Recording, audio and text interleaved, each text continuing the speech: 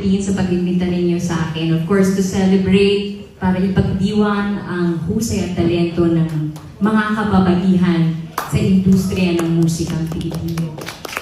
Maraming salamat.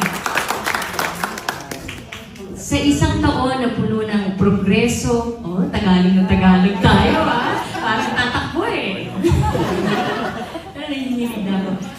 Sa isang taon na puno ng progreso, paglago at inobasyon sa industriya ng musika, may isang grupo ng kababaihan na talaga namang bumihag sa puso ng milyon-milyong Pilipino dito at sa ibang bansa.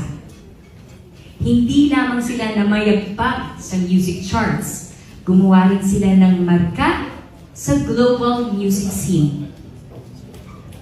At pinalawak ang posibilidad para sa mga Pilipino.